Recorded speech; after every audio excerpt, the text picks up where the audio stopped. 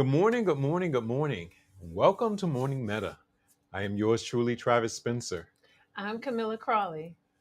Yes, Camilla, it's Thursday. Yes, so we're Time for gonna community conversations. Yeah. exactly. We're gonna have a nice conversation, I think, today. hmm So we will. Let's see. Start as always with our grounding. hmm Then we can set an intention for the day, have a wonderful centering thought, and then we'll get into a little conversation. I think really going to be it's going to be focused on community Oh, yeah. and seeing how that really connects to healing. I believe. I'm excited. This is going to be a wonderful conversation. So, Yes. All right, let's get started. yes. So, you're going to take us through our Grounding. grounding. Yes. Okay. So this grounding is going to be. I want to connect it to our conversation that we're going to be talking about, the community conversation. So it's just a little bit of guided imagery. So I'm going to invite you to bring to mind your community, maybe bringing to mind your colleagues, bringing to mind your family, bringing to mind those who you may not know that's in your community. Maybe the neighbor that you wave to as you're heading to and from work, or maybe when you go to the store. All of these people are a part of your community. So, inviting you to bring people to mind that you see in your community.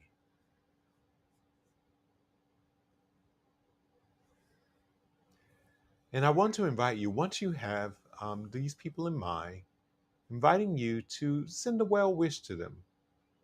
Maybe wishing for them to be happy, maybe wishing for them to be healthy, maybe wishing for them to be at ease in their lives. Now, inviting you to take a deep breath and allow for that person or people to fade from your mind's eye.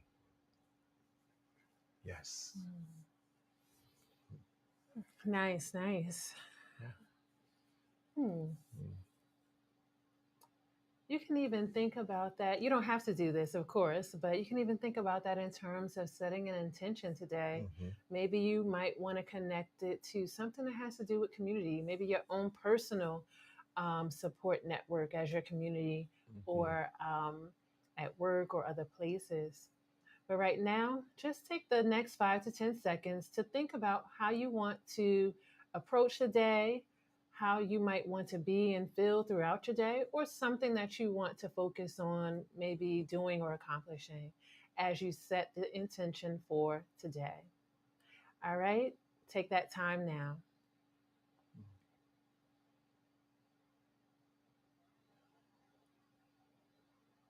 Great.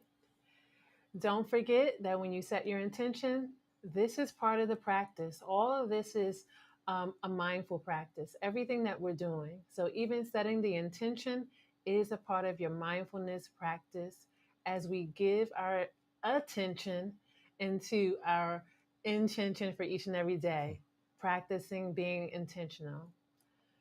So, for our centering thought, I think we have something that we may have shared before, but it's, I feel, timely for what we're going to talk about today. Anyway, so Yes, yes. So, our centering thought is from Michelle Obama, and the quote goes as, "One light feeds another. One strong family lends strength to more. One can engage, one engaged community can ignite those around it. This is the power of the light we carry." And of course, if it's nice, we got to read read it it twice. twice. Hmm. All right. So, one light feeds another. One strong family lends strength to more. One engaged community can ignite those around it. This is the power of the light we carry. Mm, yes, Yeah, marinate on that one. definitely. Yes. Really nice way to go into this conversation. And so, just to share with the audience, we're really going to use, a real life scenario to kind of lead us into what we want to talk about. Over the past, I believe, maybe week and a half, there was a story that went viral. This story came out of Chicago about a parent who went to pick up their child or children from school. And what ended up happening is that the parent ended up being, I'm going to say, somewhat attacked by the children that were there. From what was shared, this parent has a child who has been bullied at the school, and the allegations are that the children who were fighting this parent and also the child are part of that group that had been bullying the parent's child. And so Travis and I, what we have, kind of gotten from the story, just bits and pieces, just some of the reactions, and that's really where the conversation is coming from in terms of there was some reaction in the community that there needed to be a lot of like discipline and punitive solutions to what had happened in terms of the children. A lot of it was focused on punishment. A lot of it was also focused on punishment of the parents as well. And so, what we want to talk about today is community. What role can community play in a real life experience like this? And also the fact that we're here as a healing and well being organization. What role does community play in that process of healing and well being as we do a deeper dive on this real life scenario? So it's not about getting into all the small details of that particular incident, but just using it as an example of how we bring community into a situation like this, because that's where the strength is. That's where the healing is in that part of this conversation. Mm-hmm. So after kind of becoming aware of that story and also some of the responses that came out of it, like what are some things that have come up for you around it? Well, for me, I believe that what happened is a signal, it's a symptom of a larger issue. Um, we often can't find compassion for others because we haven't found a way to find compassion for ourselves. And I know as I always do, you've talked with me so much, you know how I go around it to get to it. Mm-hmm. And I'm setting it up this way because I believe that when you begin looking at what those children did and how they assaulted the mother and the child, Mm-hmm. it speaks to where they are. You know, I can only imagine the suffering that they're going through. You know, as they're beating this woman and her child. You know, and this also speaks to how our community is so separate right now. We don't trust one another, and we're in a place now that we're beginning to harm each other even more than we've done in the past. And that's an example of it. You know, the children are a reflection of the community. You know. Mm. It's really interesting that you started from that place of compassion, because I wasn't really even thinking about that. But now that you have done that, it's actually helped me to kind of see this full picture of how, just in general, the just having this ability to recognize suffering, basically, is what I'm getting from the compassion. So being able to see that experience as an experience of suffering Mm-hmm. versus as an experience of like um, people that are just bad or Mm-hmm. people that are evil. And I think that's something really to kind of sit with. How often can do we have the capacity or can we get into a place where we can look at things from that place of that's not actually what it seems like on its head or on the Mm-hmm. surface. Actually, what's going on there is suffering, because I think that kind of flips everything once you have that ability to do that. Because Mm-hmm. once you see something as suffering, I think it's more likely for you to then be able to connect to it. Mm-hmm. Because everyone, I don't care who you are, I don't care how successful you believe you are, and all the things you may have, all of us have experienced suffering at some point. Mm-hmm. It's likely to happen again because that's just life. That's just a natural flow of life, right? Mm-hmm. And so, thinking about that, if somehow that could have been brought out, in that situation, maybe the reaction might have been a little bit different. Besides just solely focusing on punishment. Mm-hmm. One of the other things I know that we talked about is seeing that suffering, and then the compassion part means that there's some kind of action going on where someone or some people are stepping in to help with that suffering. Mm-hmm. Because the thing that came up was that there was some conversation around the children that were involved in that they that they may not have as much attention Mm-hmm. from parents and things like that in the neighborhood. And so one of the things that I thought about is, I don't know if you can relate. When I was growing up, I happened to grow up in a area on a street where the friends that I had, um, we were at each other's homes. It was no issue.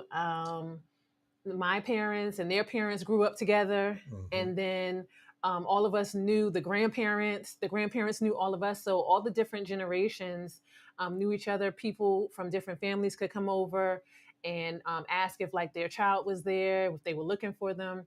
So those things were in place. Mm-hmm. Those That's what I can remember. To me, that is somewhat of what community has looked like for me growing up. That connection, Mm-hmm. where to your point, there has to be some kind of trust in place, and care. And so that's what it made me think about. Like, what if that was a part of this situation? Mm-hmm. So as opposed to, hey, we just need to punish everybody, we need to punish parents, we need to punish kids, as opposed to this other idea of like, wow, there's a lot of suffering going on, and if I was also in that place of suffering, I would want somebody to be like, is there any way that I could maybe Mm-hmm. help or support? So that's kind of some of the things that have come up for me. Well, I think for me, I'll share this. There's so many elements that are missing from the community Mhm. that are necessary in order for the community to thrive. You know, and when you begin looking at that situation in Chicago and in other situations, around the country, Mhm. the elements, and I'm speaking specifically for communities where melanated people live. Mhm. Um, Oftentimes, there are the black men and brown men aren't in the community as they need to be. Oftentimes, there is no connection with the neighbors, similarly to what you were talking about. Knowing your neighbors, going to their houses, and playing with your friends and Mhm. things like that. That's missing.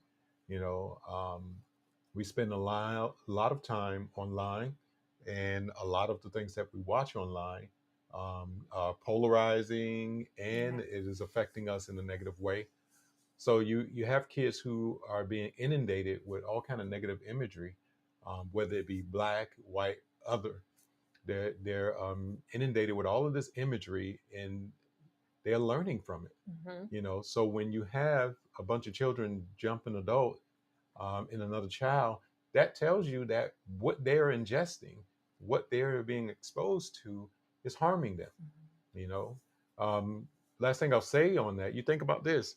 You know that if you eat a lot of cake, Mhm. you're going to end up overweight. Mhm. There's no way to avoid that. If that's what you're ingesting, that's what you're going to end up, and you're going to end up with the health issues that come along with that. So what are we ingesting? Mhm. What are we allowing our children to see, and what are we going to do in order to shift that? you know Exactly. when you have a child who acts out, I'm jumping the topic, but I think this is important too. Think about hip hop. When hip hop shifted to everything was about drugs, crime, debasing women, and things like that, it was reflecting what was happening in the community Yeah, at the time. So these children are reflecting what's happening in the community. So if we just point our fingers at them and punish them in the way that doesn't support uplifting them, because they should be held accountable, absolutely. absolutely. But that doesn't mean that we're trying to ostracize them or make them feel like they are they're anything other than a part of the community. Hmm. You know what I mean? Because you let them know, look, you're going to be held accountable for what you've done, and you're still a part of this community, Hmm. and we're going to embrace you because we recognize that if this is how you're acting out, then that means that there's something that's going on that needs to be addressed. Yeah, and I think that's the piece that again doesn't often become a part of the conversation. Mm-hmm. That the things that are happening are communications. Mm-hmm. So if that happened, that's a signal. It's a Mm-hmm. communication of X. What that X is, that's the conversation to have. Mm-hmm. Not just, oh, I see, this is what I see with my eyes. So I'm pointing it out and now punish, punish, punish. Instead of, I see something and wow, if I peel that back a little bit, what could that really be Mm-hmm. saying beyond what I see with my eyes?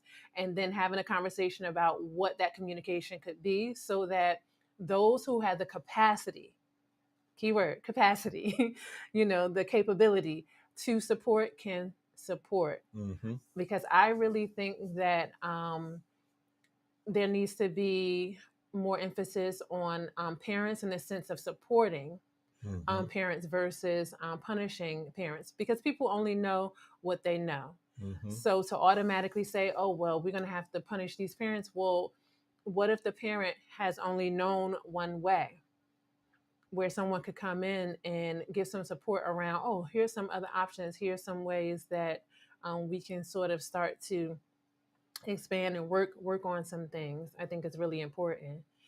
So if I had to kind of like take some things away from the conversation in regards to the two places I think that we're talking about, which is what are we aware of with this situation? What are we recognizing? Mm-hmm. And then on this hand is how do you begin to have conversation and think about bringing what now we recognize back into some kind of balance. Mm-hmm. So we recognize what has happened as all communication. What is this saying to us? It's saying that it's a reflection, like you said, it's a reflection of what's going on. It's also, in my opinion, saying that support is needed. Mm-hmm. It's also saying that um, there's been some things missing for a while that we can talk about how do we get those things back into play, like trusting each other so that we can build community with Mm-hmm. one another and support each other to take care of each other in that way. And Yes. so any final sort of pieces that you want to share to kind of just wrap up, because again, this is not about solution, this is not about solving everything, but just having an open expanded conversation Mm-hmm. that has, I think, goes deeper. It goes deeper Mm-hmm. than just like, oh, somebody some kids beat up an adult or somebody wants to punish someone. So we're gonna want to really kind of like expand and go deeper beyond that. And so any final words from you? I think my final words that I want to share is that what are the ingredients? Mm-hmm. So, what are the things that are in place that is creating what we're seeing? Right. And then let's begin to think about how do we take out the things that no longer serve us? You know, and again, children are a reflection of their families and their communities. Mm-hmm. You know, now how do we come together and make sure that our children are showing the best parts of our Mm-hmm. communities and the best parts of our family? You know, so my final thought is going back to the compassion piece. I often say when I'm working with different patients is that compassion is the ointment to support healing. you know. Mhm. So how do we place or put this ointment Mhm. on the community? And what is that ointment? Mhm. You know, and I think it is being understanding, being open, still having accountability, but also having a loving awareness that people are in process, Mhm. you know, and people need healing. And Yeah. that's where we are, you know. Absolutely. Oh, I think that's a wonderful way to wrap everything up because it connects back to our quote Mm-hmm. in regards to, one family can impact those around it, an engaged community can also impact another community. So it only takes one light, Mm-hmm. like the quote says. It can start there, one or two lights to Mm-hmm. shine on everyone and everything else. And Mm-hmm. so I think that's a wonderful way to kind of just land the plane here Yes, is that absolutely. remembering that we all carry light. There's power in the light we carry, and so we can set the intention to shine it out on everyone and everything around Mm-hmm. us. Yes, yes. And the piece too for our call to action today is I want to keep on with this conversation, Mhm. you know, and I know that we were looking out at the community, but we also have to understand that the community is in relation to us and we Mhm. are in relation to the community. So for our call to action, I want to invite you to begin to cultivate self-compassion Yes. because oftentimes if thinking about that video, I believe the video that we saw, there was a part where there was chanting of holding the children accountable, Mhm. or actually we're chanting something else. I think like Yeah. beat their butt or something Yeah. like that. For the Um, children to like get beatings or whoopings yeah, or whatever. Yeah. yeah. And so I want to bring it all home and invite everyone to show themselves compassion Mhm. throughout the day. You know, as they're moving throughout the day and say they make a mistake, be kind to themselves, Mhm. you know, be kind to others because that is the ointment. That is what supports healing. That supports the community not being infected, you know. Mm. So, I love that. I love that call to action to be kind to yourself, whether that is through words or even embracing mhm. yourself. Yes, So yes. All nice, right. nice. And everyone, don't forget to like and subscribe. Also, share Morning Meta, our community conversations, Mhm. and everything else that you enjoy with those around you as well. All right. Yeah.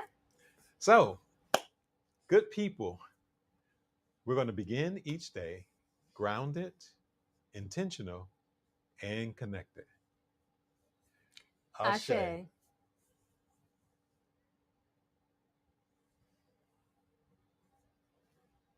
Yes. Mhm. I think that was a good conversation. You had some